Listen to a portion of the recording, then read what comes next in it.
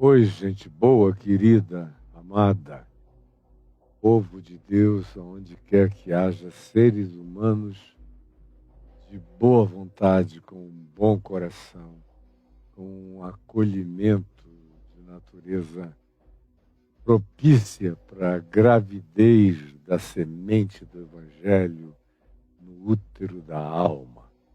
Se você é um desses, você é povo de Deus, gente de Deus, preparado para ser engravidado pelo Espírito de Cristo, para que Jesus seja formado, engendrado, seja crescido e torne você um ser maduro, adulto, lúcido e parecido com Ele.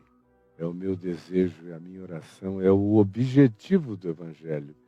É nos levar ao cumprimento e ao atingimento dessa vocação.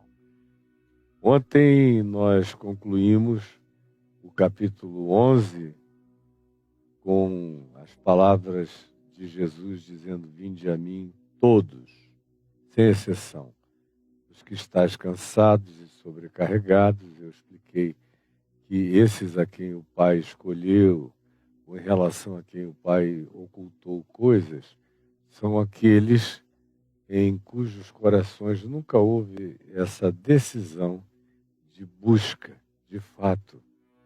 E não adianta vir com doutrinação calvinista, arminiana, tudo isso é coisa do jardim da infância, da tolice doutrinária.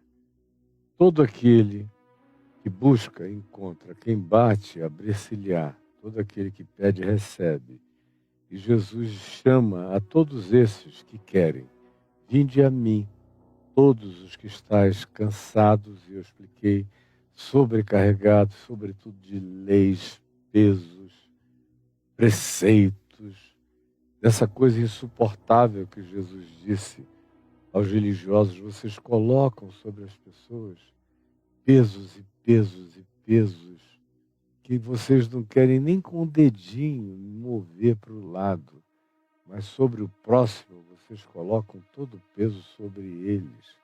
E você sabe muito bem como isso funciona, porque não mudou nada. É tudo igual ou até pior. Vinde a mim os cansados e os sobrecarregados, e eu tirarei o peso, eu arrancarei isso. Tomai sobre vós o meu jugo, o Evangelho, o meu mandamento, que não é feito de muitos mandamentos, mas de um só. Amai-vos uns aos outros, assim como eu vos amei.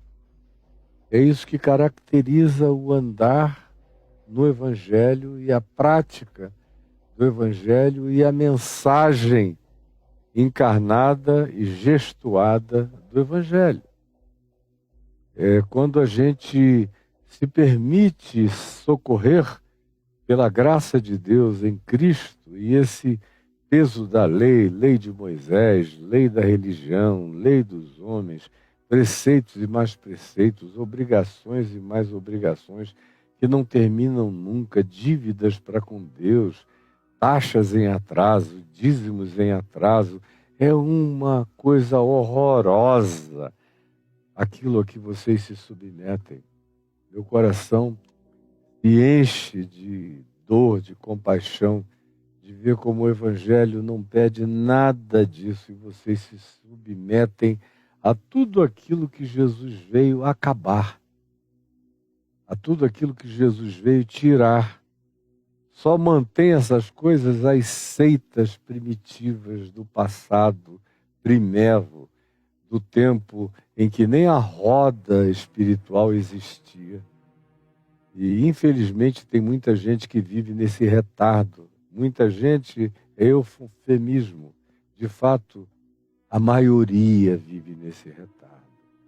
E Jesus diz: tomem o jugo do Evangelho, aprendam de mim, vejam como eu vivo, vejam como eu trato as pessoas, vejam como eu sou, vejam como eu expresso toda a liberdade de Deus diante dos seres humanos.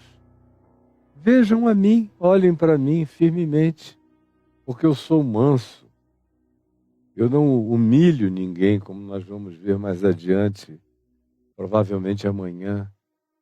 Eu sou manso e sou humilde de coração. Eu olho com essa compaixão que se deixa ensinar pela dor que as pessoas estão sentindo. Como diz, e eu citei ontem a Epístola aos Hebreus, pois nos convinha ter um sumo sacerdote intercessor como esse Jesus, que não tem nada a ver com a lei de Moisés, com a tribo de Levi, nem com os mandamentos da Torá. Ele é de uma outra ordem. Ele é da ordem de Melquisedeque. E como diz o escritor de Hebreus, quando muda a ordem sacerdotal, extingue-se a lei anterior, estabelece-se a lei vigente. E a lei vigente é amor, alegria, paz, bondade, longanimidade, fidelidade, misericórdia, graça, justiça, domínio próprio, e todas essas coisas que decorrem da realidade prática e concreta do amor sendo manifesto através da nossa vida. Façam isso e vocês acharão descanso. O descanso que você nunca teve. Você fica dizendo, eu já aceitei Jesus, como se diz no meio do gueto. Eu já aceitei Jesus, já levantei a mãozinha, já fui batizado, eu sou dizimista, eu faço isso, eu sou aquilo. Virei levita, eu canto, eu toco, eu danço, eu bailo, eu pulo, eu estremeço, eu estribucho, eu faço tudo e continuo desesperado, angustiado, aflito, insônia, com um sentimento horrível de culpa, com medo de morrer, com pânico de existir, com fobia de viver, porque cada passo que eu dou, como eu não sei como caminhar, nem como viver, eu vivo de regras e mais regras, de determinações impostas sobre mim, cujo significado eu nunca entendi, que não tem nenhuma razão de ser, mas são ditas em nome de Deus e afirmadas com a garantia de que se alguém não as praticar, será punido. E eu tenho vivido assim há décadas. E a minha vida só fica mais mirrada, mais atrofiada, mais doente, e você acaba numa clínica psiquiátrica, internado, doente, iniciando um processo de esquizofrenização, ou de bipolaridade, ou de uma aflição indesignável, para a qual não se tem nem diagnóstico. É tudo doença de religião, doença de culpa, aquela obsessão contínua do indivíduo ter pecado contra o Espírito Santo, que é uma das coisas que mais atormentam a vida dos crentes, porque eles nunca encontraram descanso para as suas almas, jamais, nem encontrarão vivendo como vivem, jamais.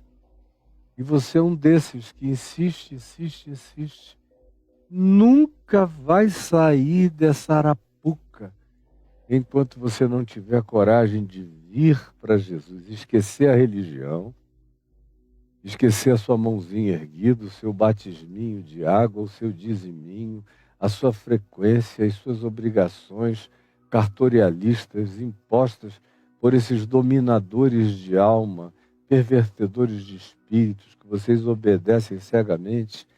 Enquanto você não entender que isso aí é a antítese, é o oposto, é o contrário, é o inimigo, é o Satanás de Jesus, é o diabo do Evangelho, enquanto você não entender isso e vier a Jesus, e só a Jesus,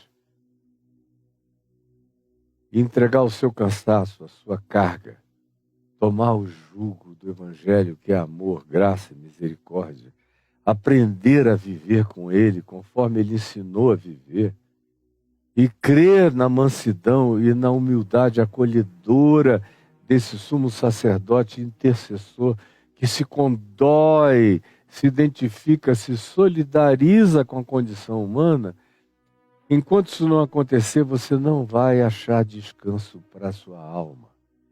Mas no dia que isso acontecer, como eu disse ontem, você vai entender Por que que Jesus diz, o meu jugo é suave e o meu fardo é leve? Hoje, na continuidade disso tudo, nós estamos vendo, é uma sequência, por isso você tem aí a parte primeira daquilo que eu inicio hoje como sequência do que a gente falou ontem.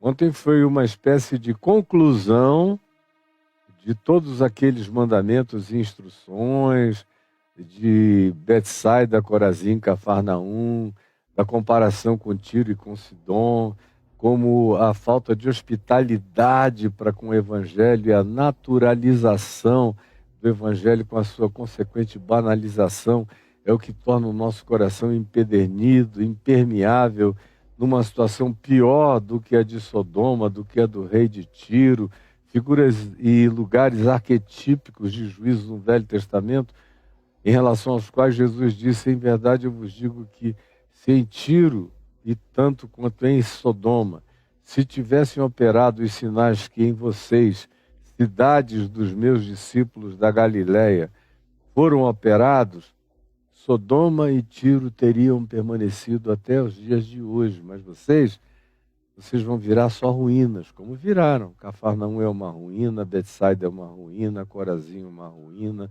tudo ali é ruína, não passa de ruína. Nada continuou.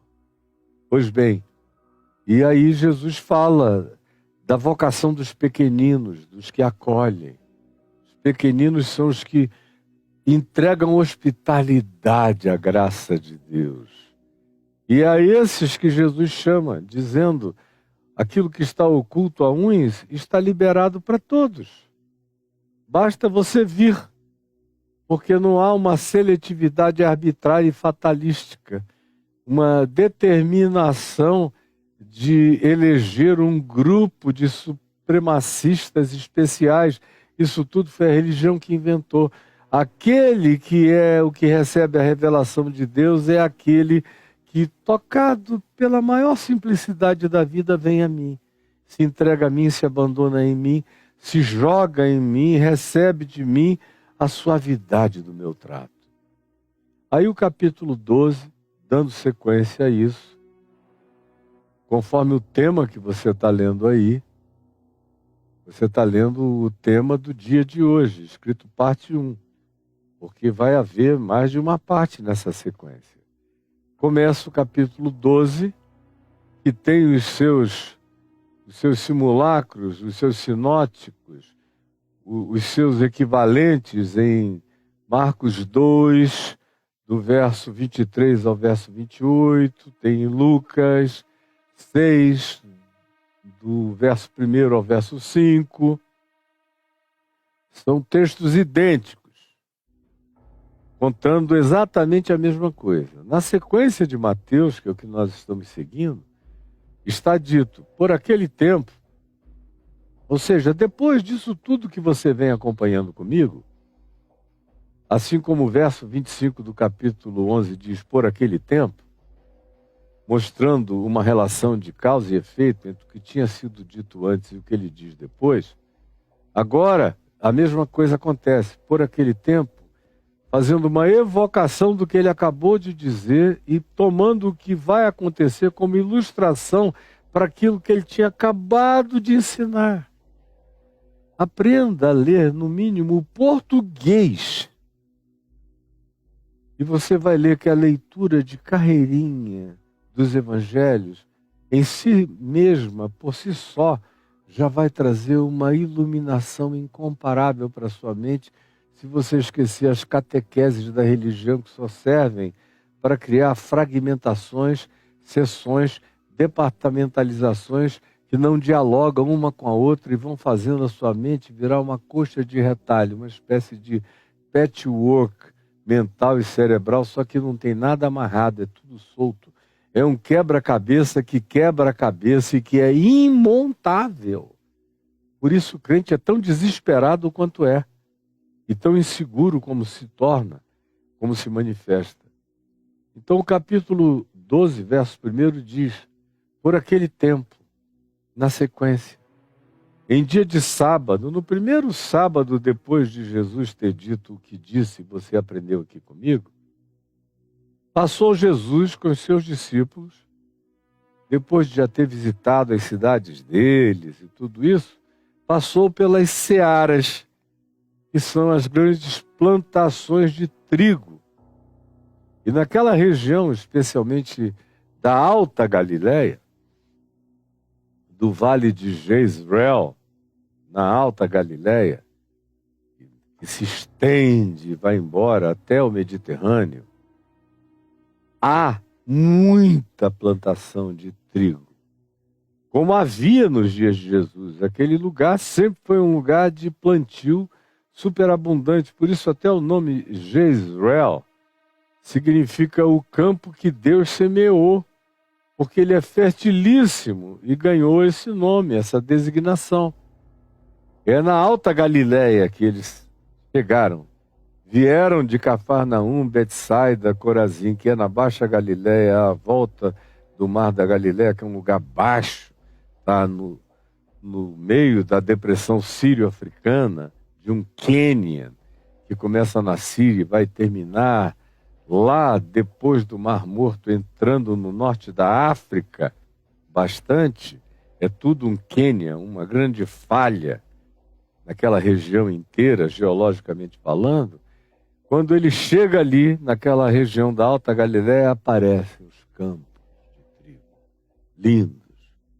Eu já preguei muito, mensagens diferentes gravadas no meio dos trigais.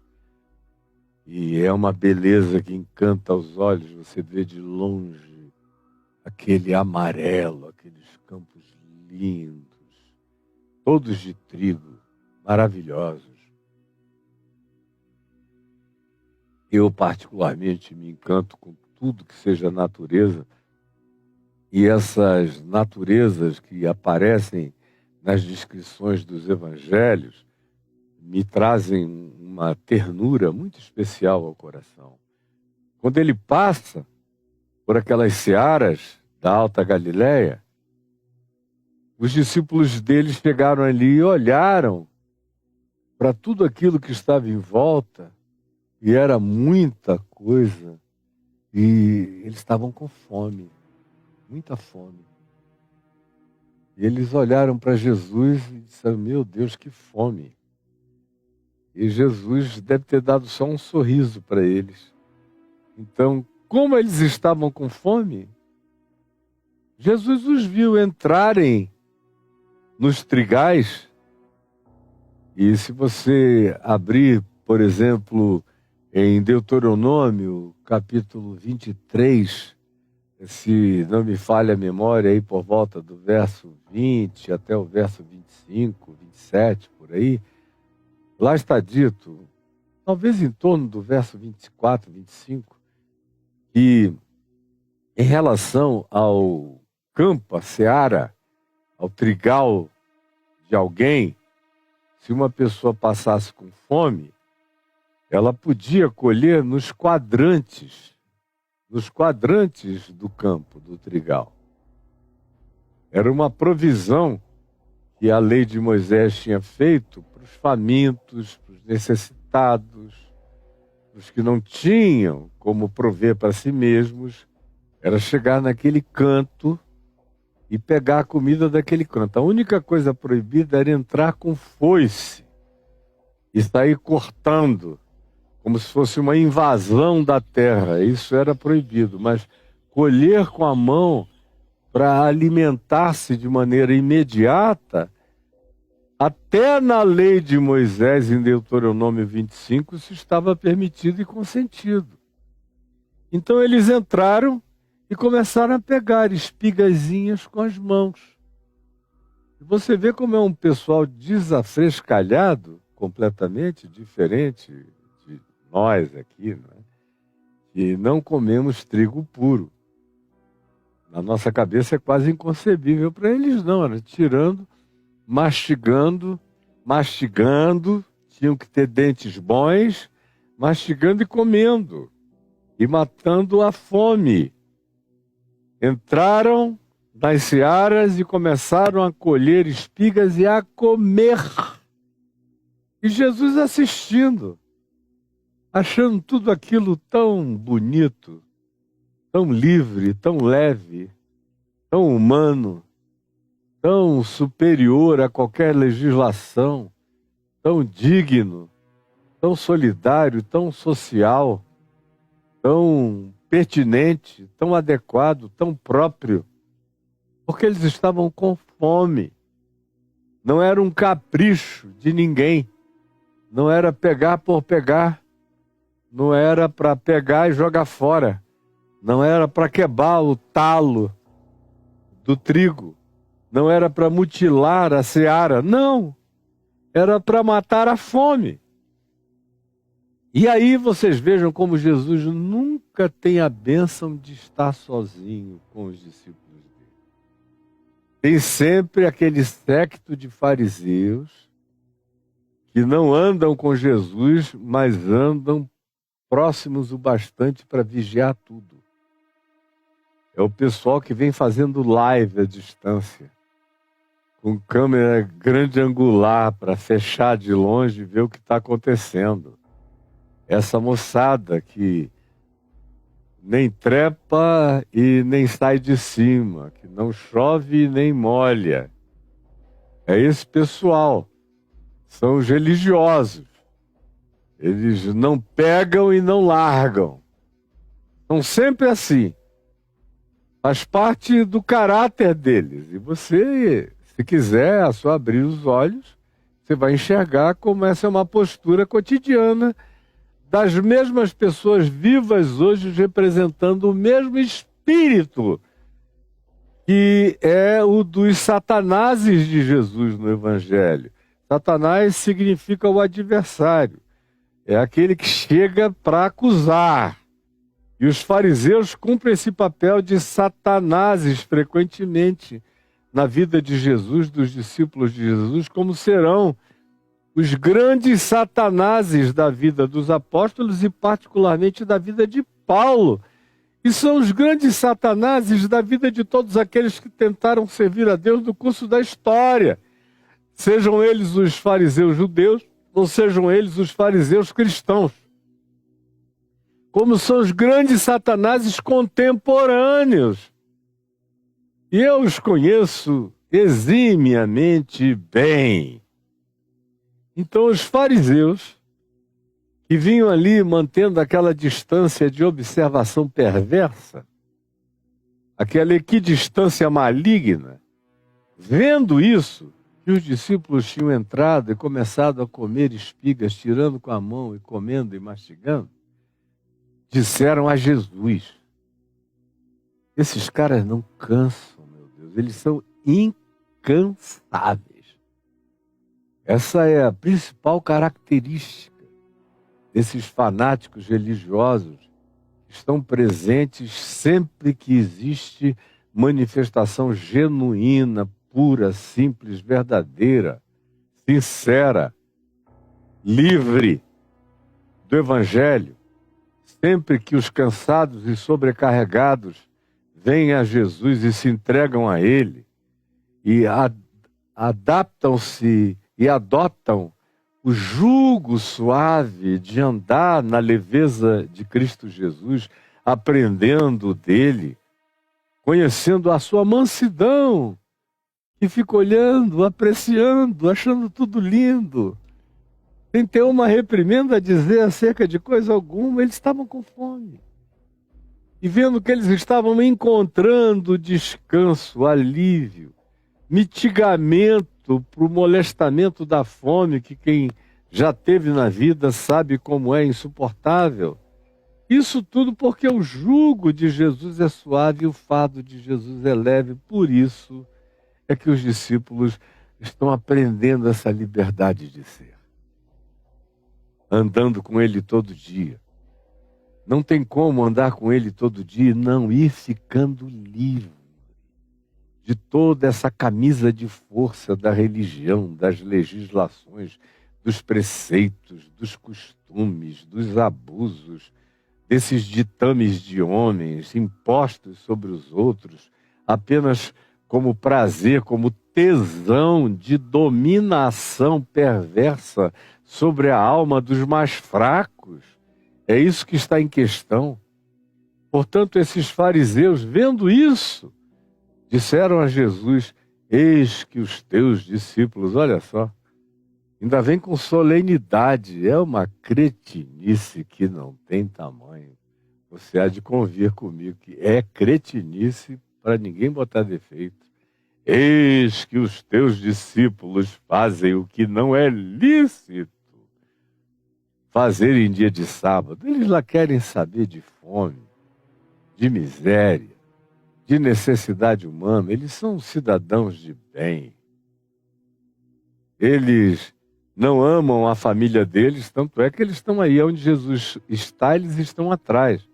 Estão sem voltar para casa há meses, sem pensar em filho há muito tempo, mas é Deus, pátria e família, andando ali e perseguindo em nome de Deus a liberdade de ser dos discípulos do Evangelho de Jesus, dos que estão aprendendo a liberdade do reino de Deus com ele, Jesus. Eis que os teus discípulos fazem o que não é lícito fazer em dia de sábado. Que coisa mais cretina, mais canalha, mais horrenda, mais nojenta. É feio. Para mim é um negócio que gera asco, é escabroso. Mas Jesus, e olha a paciência de Jesus. Toda vez que se diz, e diante dos fariseus, mais Jesus, ele tem a paciência de usar essas adversativas. Ele tem a paciência de dar uma resposta, frequentemente, para esse pessoal que não merecia resposta nenhuma. Mas Jesus lhes disse: não lestes, ainda evoca o Velho Testamento. Jesus vai e diz: vocês não leram o Velho Testamento? O que há com vocês? Não leram absolutamente nada. Vocês nunca leram o que está escrito no Velho Testamento, o que o rei Davi fez, que vocês encontram em 1 Samuel, no capítulo 21, versos de 1 a 6. O episódio no qual Davi, quando ele e os seus homens, seus companheiros, tiveram fome, vocês nunca leram isso? Lá em 1 Samuel 21, de 1 a 6, como chegou o dia em que Davi e os seus homens tiveram fome e não tinham o que comer. O que eles fizeram? O que Davi fez? Vocês nunca leram que ele, está escrito lá na lei de vocês, como ele entrou na casa de Deus, que era um tabernáculo. O sacerdote Abiatar era quem tomava conta daquele tabernáculo. Como ele entrou na casa de Deus, e tanto ele quanto os seus homens, que não eram poucos, Davi andava com muitos homens. Chegou a ter um grupo de 400 homens numa espécie de tropa de elite ultra, super bem treinada, mais do que qualquer outro guerreiro em volta. Guerreiros tão bem treinados que nem os filisteus ousavam enfrentá-los. Vocês não viram como ele, Davi, no dia da fome, entrou no tabernáculo de Deus e comeram juntos os pães, todos os pães da proposição, que eram pães separados para o culto a Deus, para as ofertas de gratidão, de libação na presença de Deus. Vocês nunca leram isso? Como eles entraram e começaram a comer? Não viram ainda isto? Pelo amor de Deus, o que vocês fazem indo às sinagogas? Vocês não aprendem nada? Não entenderam o que Davi fez quando teve fome, como entrou na casa de Deus e comeram os pães, ele e os seus homens, da proposição, o pão considerado separado, santificado para aquele mistério, sacerdotal, cultico e ritualístico, não viram como ele comeu o pão da ceia. Como ele não quis nem saber, pegou o pão da ceia e distribuiu para todo mundo. Os quais, esses pães, não lhe era lícito comer. Jesus usou a mesma palavra, eles estavam falando de licitude. E de acordo com a lei de Moisés, ninguém deveria chegar e entrar no tabernáculo do Senhor, ainda não havia templo. Quem veio a construir o templo foi o filho de Davi, Salomão, bem posteriormente. Portanto, tinha um tabernáculo dedicado a Deus e o sacerdote da época era o Abiatar. E não era lícito. A lei de Moisés determinava que ninguém podia se servir dos pães da proposição, exceto os sacerdotes no seu turno de culto a Deus. Nem fora do turno, ele poderia só chegar lá, pegar e comer. Nem o sacerdote, tinha que ser no horário do turno, conforme o rito, conforme a hora. Mas vocês não leram que Davi, que não era nada, não era levita, não era sacerdote, não era coisa alguma. Era um fugitivo marginal que o rei Saul queria matar, que vivia de cova em cova, de gruta em gruta, de val em val, se escondendo. Na hora da fome ele entrou no tabernáculo e pegou os pães, não um, mas todos os pães da proposição, os quais não era lícito comer. Vocês estão falando de licitude? Deixa eu te responder com ilicitude praticada pelo rei Davi, que vocês quase adoram. Pois bem, Davi comeu do pão que não era lícito a ele, nem aos seus homens comerem. Nem a ele, nem aos que com ele estavam, mas exclusivamente aos sacerdotes que estivessem em designação de turno sacerdotal naquela ocasião. Vocês nunca leram isso? Como existem coisas que são maiores do que a lei. Vocês nunca entenderam que a lei não é o teto de Deus para a vida humana? Vocês nunca entenderam que a lei não é a medida de todas as coisas, que existem coisas que transcendem as leis, as constituições, os preceitos, as normatividades, os acordos tradicionais, que existem coisas que quando chegam precisam relativizar todas as outras, que só tem sutilidade quando a existência não faz nenhuma demanda especial. Mas se a existência fizer alguma demanda especial que se vincule à necessidade humana, especialmente à fome, à carência de um ser humano, a lei fica completamente em relatividade. O ilícito ganha o lugar de licitude por uma coisa superior àquilo que, não sendo o superior que foi imposto como necessidade humana, não haveria necessidade de se fazer, mas em havendo aquela necessidade, que a lei seja relativizada imediatamente em favor de uma condição superior, de uma carência humana ou da vida assim exposta. Vocês nunca entenderam isso? E vivem aí como fariseus, botando o dedo na cara de todo mundo, querendo ensinar e catequizar o mundo inteiro, e não entendem o espírito. Vocês estão presos à letra. A letra mata, é o espírito que vivifica, mas vocês não leem o espírito da palavra, vocês só leem as letras mortas. Ou não lestes na lei?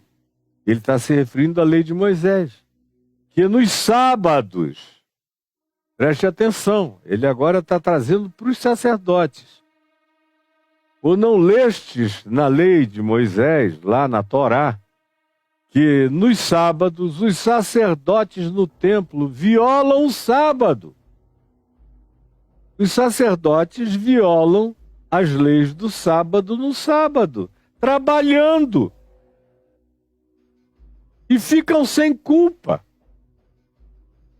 Porque há um mistério, há um dever, há uma demanda superior àquilo que a lei estabelece até para os sacerdotes, mas no dia de sábado, até essa demanda imposta pela lei é relativizada pela necessidade do ofício sacerdotal. E eles fazem isso e ficam sem culpa. Aí preste atenção, olha aqui para mim. Olha bem aqui para mim. Preste atenção no que eu estou lhe dizendo, mas preste mesmo. Vem uma das frases mais poderosas. Anti-culto ao absolutismo da religião, do sagrado, em relação ao que vocês me veem me insurgir com regularidade recorrente e veemente, porque o sagrado é um diabo. Aí vem Jesus e diz: aqui está quem é maior do que o templo, batendo no peito, na cara dos fariseus. Olha só, eu estou aqui presente. Eu olhei com meu olhar de bondade, eu disse: Deus os abençoe, bom proveito, comam gostoso, saciem a fome de vocês, não se preocupem com nada. E vocês não se enxergam, e nem me enxergam. Olhem para mim. Vocês estão me vendo e ele faz questão de chocar essa seita religiosa. Você encontra o tempo todo em Jesus, ou é sarcasmo, ou é ironia, ou é o choque deliberado no enfrentamento desses entes perniciosos da vida, que são esses fanáticos loucos da religião. Ele diz: aqui está quem é maior do que o templo. Se o pãozinho do templo tem todas essas regulamentações da lei, fiquem sabendo o seguinte: eu dou cobertura. Eu sou maior do que o tabernáculo, eu serei maior do que o templo de Salomão, eu serei maior do que qualquer templo que possa ser construído. Eu sou aquele que disse: construir-me-eis uma casa. Se os céus dos céus não me podem conter, vocês querem me construir uma casa? A mim, eu habito com o quebrantado e com o contrito de coração, que são justamente os que com fome estão estendendo a mão e comendo as espigas de trigo. Coerente com o que ele disse à mulher de Samaria: onde é o lugar sagrado, do pão sagrado, da mesa sagrada, da ceia sagrada, do culto sagrado, das oferendas sagradas, aqui em Siquém, na Samaria, na Cisjordânia atual, no Monte Gerizim, ali em cima, onde se ofereceram já tantos sacrifícios a Deus e são oferecidos diariamente nos dias de Jesus, o eram, como são até o dia de hoje. Os samaritanos sacrificam animais, não sei se vocês sabiam, nunca pararam de sacrificar. Onde é o lugar sagrado? Nesse Monte Gerizim ou lá em Jerusalém, na Judéia? Onde é o lugar que se deve adorar a Deus? Aí Jesus disse: mulher, em verdade eu te digo que nem aqui nesse Monte Gerizim, nem em Jerusalém, nem no Vaticano, nem em qualquer templo, nem no Muro das Lamentações, nem em Meca, nem aonde vocês queiram inventar, em lugar nenhum considerado sagrado. O sagrado é só fetiche humano, é só determinação humana para tirar a espiritualidade que viaja passo a passo em estado de contemplação, de adoração, de reflexão, de percepção sutil das realidades de Deus espalhadas por toda a terra, vendo a glória de Deus manifestada nas pequenas e nas grandes coisas. O sagrado só serve como viseira, como tapadeira para o olhar de vocês, como véu que encoberta a revelação, conforme ele tinha dito no capítulo 10, no verso 25. Pelo amor de Deus, eis aqui quem é maior do que o templo, me enxerguem. Sou eu que estou olhando, é o meu olhar que os está validando. Querem comprar uma briga aqui? Não é com eles, não. É comigo. Eu sou maior do que qualquer templo e vocês querem fazer templinho? Como hoje eu fico vendo os evangélicos fanáticos de teologia adventista, dispensacionalista, que juntamente com os judeus, colonos, radicais, de extremíssima direita religiosa, que querem fazer uma faxina ética, expulsar todos os outros semitas, que são primos e irmãos deles da terra, a saber, os palestinos e os árabes, querem que aquilo tudo tenha apenas o DNA, supostamente, de Abraão, como se ainda existisse tal coisa, depois de tanta miscigenação, inclusive entre os judeus. Mas eles têm esse supremacismo arrogante, querem construir o terceiro templo, querem derrubar a mesquita de Al-Aqsa, o Domo da Rocha, fazer um terceiro templo.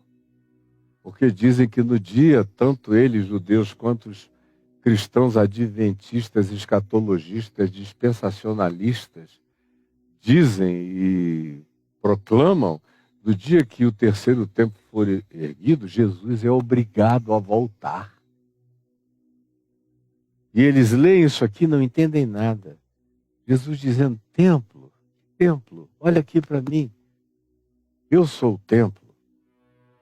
Como ele diz em João, no capítulo 7, no dia final da festa dos tabernáculos, quando o sumo sacerdote desce até o poço de Siloé e pega uma jarra de ouro grande e a enche de água, das águas que brotam da fonte de Guiom, naquela região onde está o tanque de Siloé, na parte baixa de Jerusalém, colhia água e subia em procissão até o templo de Herodes, que era o templo vigente nos dias de Jesus no primeiro século, até que foi destruído no ano 70 da nossa era pelos romanos, pelo general Tito. O sacerdote subia com aquela água considerada sagrada, chegava na esquina oriental do altar do templo e derramava água para se cumprir a profecia de Ezequiel, que dizia que no templo que fosse construído, dele, do seu altar oriental, fluiriam águas vivas. Águas vivas que iriam descer, entrar pelo ribeiro de Cedron, passar na descida toda, na baixada entre Jerusalém até chegar no Rio Jordão, entrar no Jordão, invadir o Mar Morto e aonde quer que essa água passasse, tudo se transformaria em vida, reverdeceria tudo e até o Mar Morto, que é morto, deixaria de ser morto e se encheria de enxames de peixes. E eles imaginavam um cumprimento literal dessa profecia, como imaginam até hoje. Aí vem Jesus e acaba com o literalismo do cumprimento daquela profecia. Quando o sacerdote derrama a água, Jesus se levanta e dá um grito. Todo mundo ouviu. Foi um choque. Ele dá um grito e diz: quem tem sede, venha a mim e beba. Porque como está escrito no profeta Ezequiel, aquele que beber da água que eu lhe der, que sai de dentro de mim, porque eis aqui quem é maior do que o templo, eis aqui o templo verdadeiro, único templo onde Deus habita. Aquele que tem sede, venha a mim e beba, porque como está escrito no profeta Ezequiel, aquele que beber dessa água nunca mais terá sede para sempre. E o apóstolo João disse isso, ele disse com respeito ao Espírito Santo, que haveriam de receber todos aqueles que nele crescem. E não há necessidade de construir nenhum templo em lugar nenhum. Isso é tudo palhaçada do sagrado.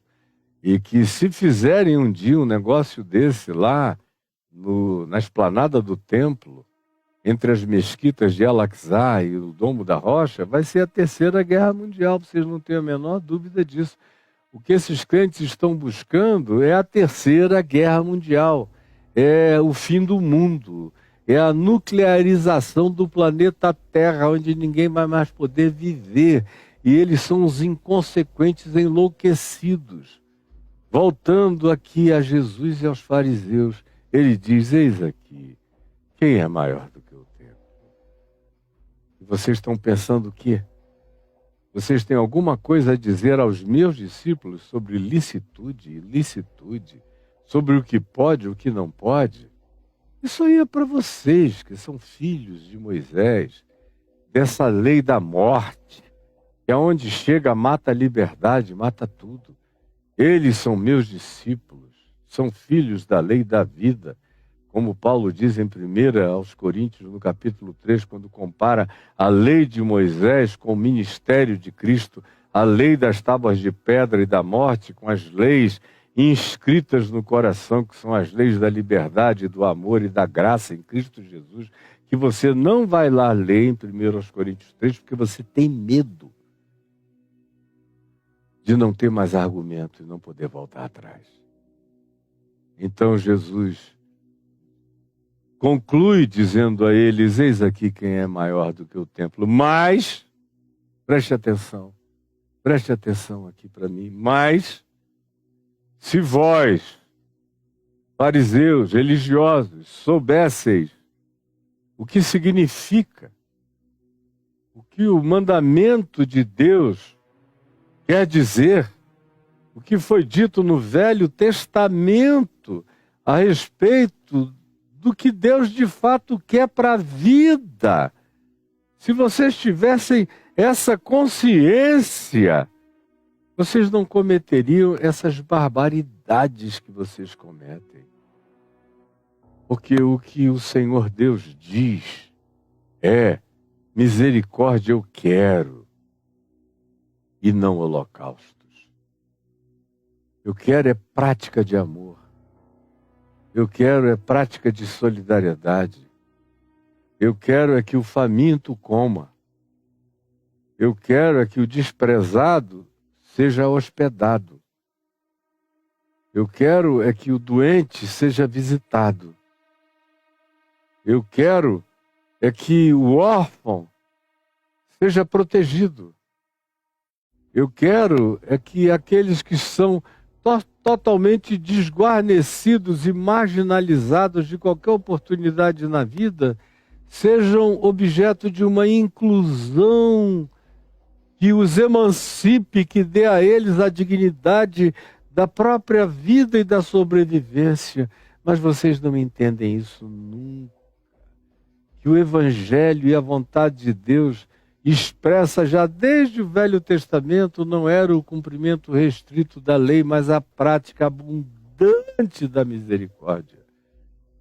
Porque até no Velho Testamento se diz que a violação daqueles mandamentos traria maldição que visitaria alguém até a segunda, terceira ou até eventualmente a quarta geração. Mas a obediência à palavra daquele Velho Testamento iria fazer uma extensão de misericórdia e de graça até sobre 1000 gerações daqueles que temem a esse Deus e praticaram isso naquele tempo primevo.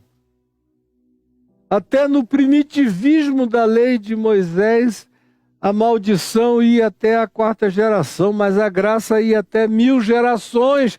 Se na lei de Moisés era assim, imaginem na lei da graça em Cristo Jesus, aonde Ele é a palavra manifesta e aonde Ele diz, venham a mim, aprendam de mim, descansem em mim, meu jugo é suave, o meu fardo é leve, eu sou manso e humilde de coração. Mas vocês não querem entender isso. Que o Senhor Deus diz, misericórdia é o que eu quero, misericórdia é da parte de vocês. E não holocaustos. e não a imolação de bois, de touros, de ovelhas, de cordeiros, de carneiros, de pombinhas, de animais, de passarinhos. Vocês pensam o quê? Que eu sou um Drácula, um vampiro que tenho fome e sede de sangue? Ou como o próprio Deus fala no Salmo 50, já leu o Salmo 50? Quando Deus diz, parem de sacrificar para mim, eu não aguento mais. Vocês pensam que eu tenho fome de animais? São meus todos os animais, eu criei tudo. Eu não sou como os nefilins, filhos dos Benai Elohim com as filhas dos homens.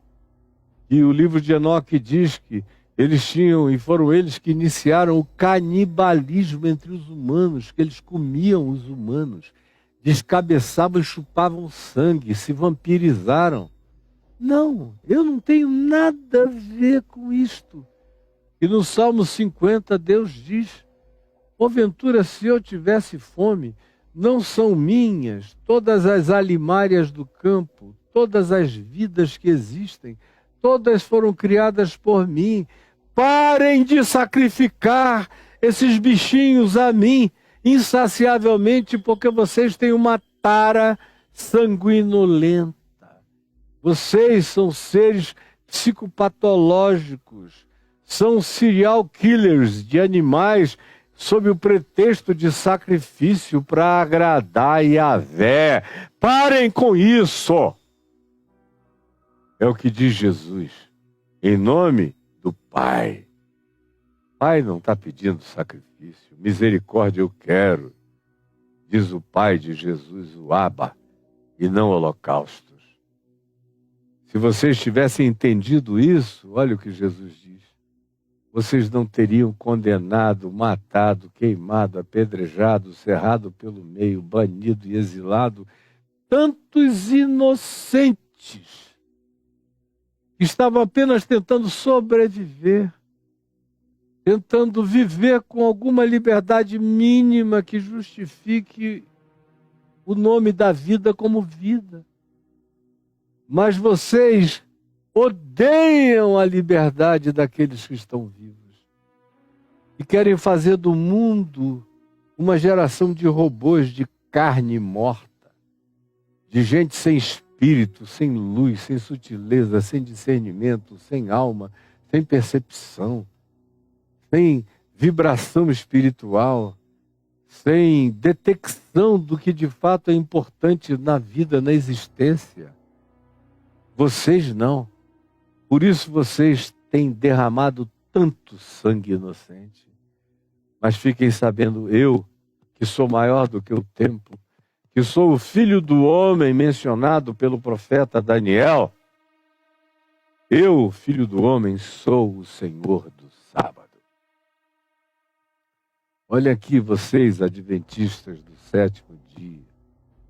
É Jesus que está dizendo isso a vocês. Eu, o filho do homem, sou o Senhor do sábado e de todos os dias.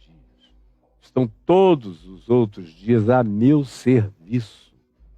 Todos eles são dias normais e comuns para que se pratique nesses dias o bem necessário a ser praticado, como ele próprio vem a dizer no texto aqui de Marcos, numa afirmação relacionada a essa mesma descrição no capítulo 2 de Marcos, no verso 27, Jesus acrescenta ao que acabara de dizer em Mateus o seguinte: o sábado foi estabelecido, preste atenção, você que é cultuador de sábado, de dia santo, tem gente, no meio protestante, eles trocaram o sábado pelo domingo.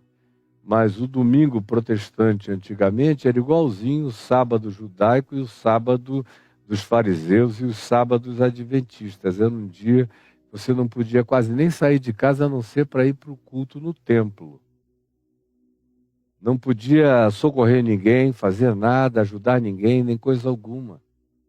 Era um negócio patético, tanto quanto é. Aí os protestantes que tratam os adventistas tratavam, hoje em dia já nem tanto, porque está cheio de adventista dando aula aí para protestante de heresia. E no passado isso era impossível. Você vê uma coisa dessa acontecer, eu não vou citar o nome de ninguém, mas era impossível. Pois bem, vem Jesus e diz a todos esses que cultuam o sábado ou que cultuam o domingo, porque tem puritanos protestantes até o dia de hoje, onde se você pegar uma bolinha e fizer um pezinho nela no dia de domingo, é pecado. Eu me converti numa época em que eu era provavelmente um dos poucos, quase o único pastor na minha terra, que dava permissão para os crentes jogarem bola à vontade no domingo. Acabava a escola dominical, eu digo, podem jogar bola. E como a gente tinha tanta gente que foi chegando e se convertendo, eu tinha um culto às 6 horas da manhã, depois tinha escola dominical, depois tinha um culto após a escola dominical, depois eu liberava todo mundo, eles iam bater bola nos banhos, nos sítios, para todo que é lugar. Quem queria vir no culto das 5, vinha no das 5, que ia até às 7. Depois, quem queria ficava para o culto das 8 ou ia embora e vinha um grupo novo, enorme, para o culto de 8 da noite, que terminava 9h30, 15 para as 10. Mas eu liberava todo mundo para ir jogar a bola à vontade, ir para Ponta Negra em Manaus, ir esquiar, ir andar de barco. E o pessoal dizia, não é pecado, não, pecado é poder e não fazer. Vá lá, meu filho, e se divirta, porque o sábado foi estabelecido por causa do homem. Não para o homem ficar numa camisa de força num dia de sábado, mas para ele ficar livre do trabalho, do peso, da fadiga, da exaustão, da mesmice, de um cotidiano exaustivamente repetitivo, e a mente dele se exauria e por causa dele se cansava. Ele foi criado para que se tivesse uma folga, para que se mergulhasse em água gelada, para que se andasse descalço, para que se pegasse sol, para que se fizesse alguma coisa outdoors, com a família, com os filhos, para a alegria familiar poder acontecer. O sábado foi estabelecido por causa do bem-estar do ser humano e não o contrário. E não o ser humano criado para o dia de sábado. Porque para vocês a lógica é essa. Parece que Deus criou o homem para obedecer o sábado. E o sábado é maior do que o homem. Quando na realidade o sábado foi criado para ser um dia de lazer, de descanso e de culto. Espontâneo, natural, feliz, livre, grato na presença de Deus. É tão simples entender que seja assim, mas a religião faz lavagem cerebral. E eu dizendo o que Jesus disse, me torno o herege, todavia, de vocês todos, graças a Deus, porque ser herege de fariseus como vocês, para mim, é uma honra. É um galardão em nome de Jesus. Porque eu sei que Ele, Jesus, é o Senhor do sábado, do domingo, da segunda, de todos os dias. E que todo dia é dia dele, é dia santo para trabalhar, para viver, para amar, para fazer amor, para cuidar dos filhos, para cuidar do próximo, para exercer misericórdia, para fazer aquilo que a demanda da vida impuser. Até mesmo o sábado não é um dia de obrigação de lazer. É sábado. Eu não posso fazer nenhum trabalho porque eu tenho que hoje separar para o meu lazer. Não. É um dia para você ficar livre daquele cotidiano, cheio de obrigações, sem as quais você não sobrevive, e poder nesse dia